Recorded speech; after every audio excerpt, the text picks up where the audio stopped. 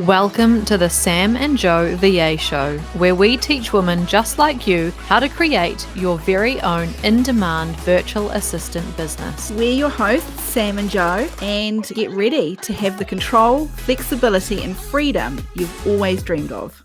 Welcome to episode 9, Own Your Value as a Virtual Assistant. Oh my goodness, this is so important. Any virtual assistant that is going to do well in this industry as a business owner needs to be able to know their value, own it, be confident with it, and not question it at all. Yeah, absolutely.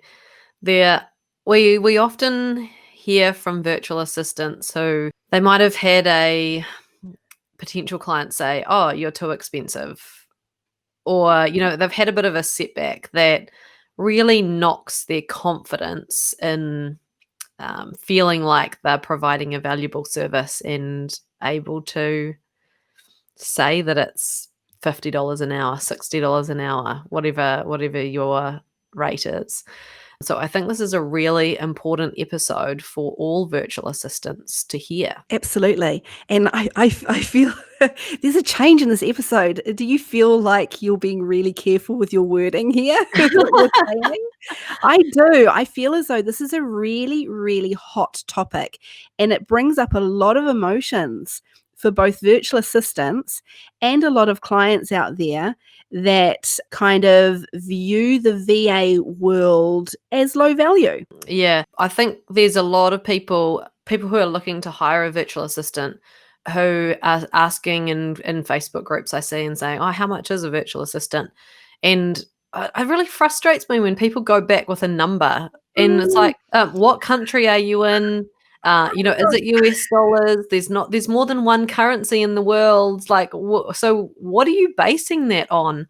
And so people start to, like, lots of rates get thrown out from $2 an hour to $100 an hour. Like, that doesn't mean anything if we don't know what currency it is, where the VA lives, what services they're providing, what experience have they got, like all of these things that come into what the hourly rate's going to be. And it's not just based on hourly rate. It's like, we want to talk in this episode about the value of what you are providing to clients. Yeah, absolutely. This is key here. We're not just talking about an hour's worth of work. We are talking about all of the experience, all of the skills, all of the knowledge that you as a VA are bringing to that hour. Yeah, absolutely. And it varies from VA to VA as to how much they're going to get done, what they deliver as the end result. So you really got to own and understand and know your value as a virtual assistant and what you bring to your work that you do, your tasks that you complete for clients, and really tell people about that. Have it in your marketing material and your messages. So this is a mindset thing, isn't it, Joe? It's totally Absolutely. a mindset thing. It's getting out of that headspace of I'm an employee and I get paid an hourly rate to I'm a business owner. I've got X amount of costs or overheads that I've got to think about. I've got holiday pay. I've got ACC payments if you're in New Zealand. I've got taxes. It doesn't matter where you are in the world. I'm pretty sure you're having to pay taxes. Yeah, absolutely. It's a real big shift to get out of the employee mindset and into the business owner mindset. And yeah, like you say, Sam, you might have spent 20 years building up your experience and knowledge to then be able to deliver something super efficient and exceptionally valuable or converting or beautiful or whatever it is that your service is providing to that client. And by saying, "Oh, my time is only worth this amount," or a client saying, "Oh, I'm not going to pay that per hour." It's like, well, actually, but you're getting 20 years of experience put into knowing the right way to set something up, the right strategic message to have written on a website, all these things that you could be delivering in your services. And so own that. Know that it's not just about what time you are spending completing the task. It's about all of the knowledge and experience that you've built up over 20 years, 10 years, 5 years, whatever it is. Yeah, absolutely. It all counts. And, a lot of us during upskilling, a lot of virtual assistants spend hundreds, if not thousands of dollars in upskilling and Mm, learning, how to become the go-to VA in that service that they're offering. So there's that you've got to take that into consideration as well. But you touched on it briefly earlier on, Joe, in terms of I think at some point every VA's confidence gets knocked mm. when they hear those words or read the words, "Oh, well, that's too expensive for me. I can't afford that." And you've got to realize that those are not your ideal clients, and there are other potential clients out there, and all you do is you say thank you, like that's no problem, and you move on to the next person and Yeah. completely forget about it. Don't think, oh, now I have to drop my rate because no one's going to pay that. Or don't think, oh, maybe I am too expensive.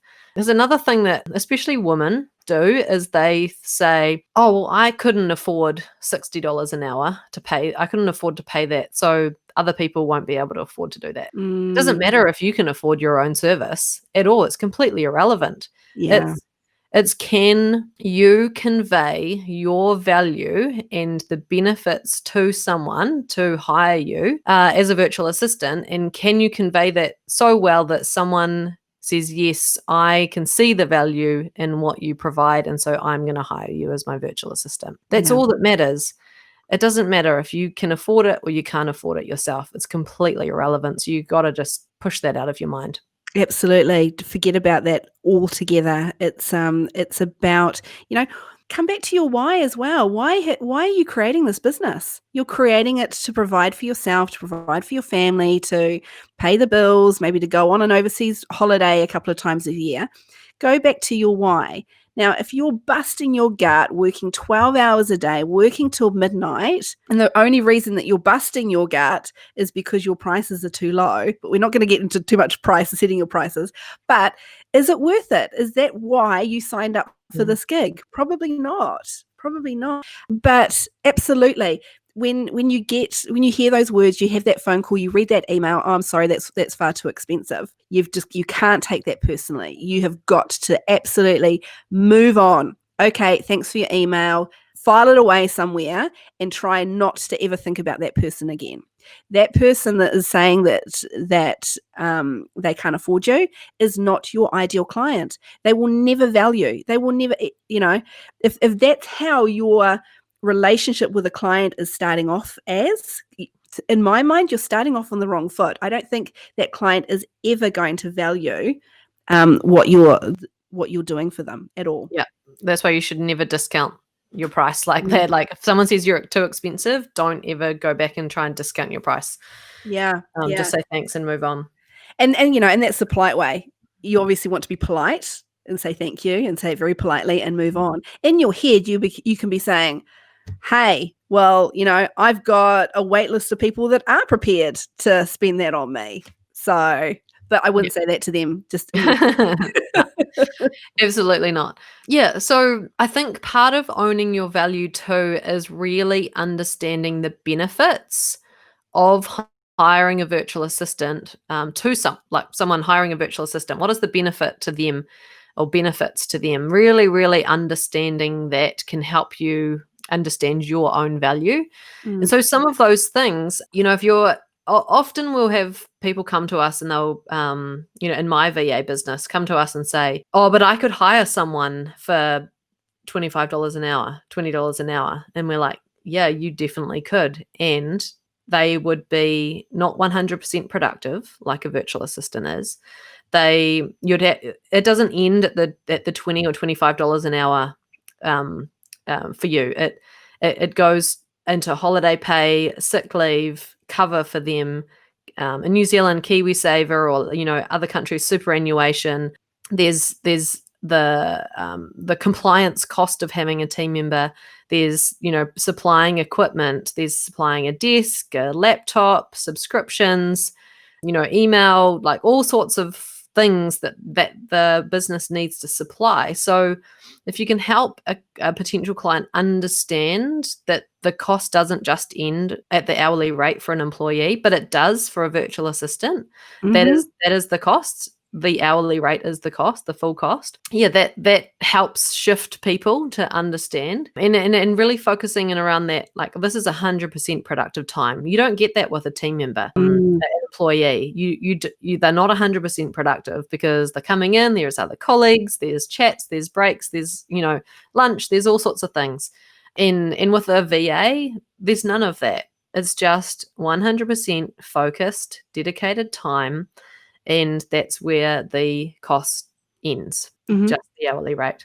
The other thing too is, you might have heard me saying cost, cost, cost in there, but actually, if you start switching that word around to investment, then Mm. when a client is investing in a virtual assistant, it then helps them shift their mindset to, actually, I'm going to get a return on my investment into a VA. And the return for them is, if you are doing, let's say you do 5 hours of admin for them, that 5 hours of admin, because you've built up that experience and skills, that might take you 5 hours, but it might have been taking them 10 hours. Mhm. So already they're paying you for 5 hours to do 10 hours of work that they were doing. So that's a 10-hour a week savings that they get, which they can then use that 10 hours to dedicate to revenue generating activities. And that's where the return comes in for them. So they're Yeah. investing in you for 5 hours, and the return is they get to spend 10 hours a week on revenue generating stuff. And that's the important stuff for them. That's the money maker for them. If they don't have the time to spend on the business doing things like that, well, they're not going to grow. So Mm, you coming in and taking all those things off their plate that are either taking them too long, or they don't get to it all, or they just hate it, then that, as you said, that then allows that client to go away and grow their business. Grow their business means more money for them. Simple. yeah. Absolutely.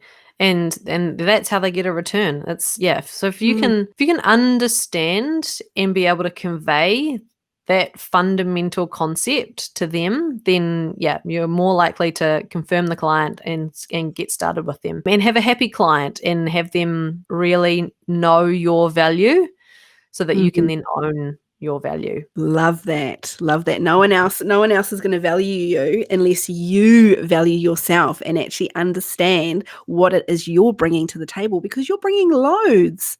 You are Mm, bringing a lot of skill and a lot of knowledge, and they're gonna appreciate that. And you are then an integral part of their business thriving, which is what it's all about.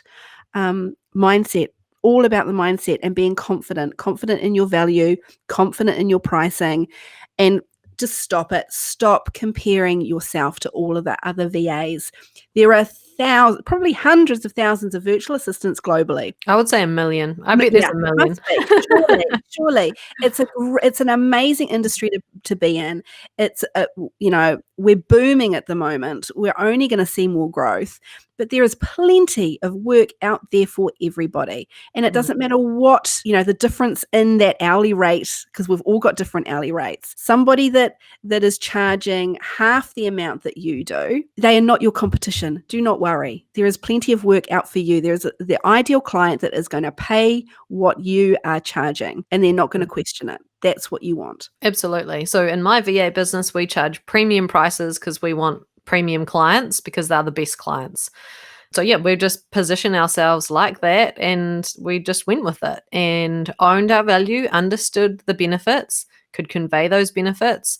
And one of the other things that VAs need to understand too is that it is really, really easy to get started with a virtual assistant, whereas hiring an employee takes a lot of time. There's risk Mm, involved with that.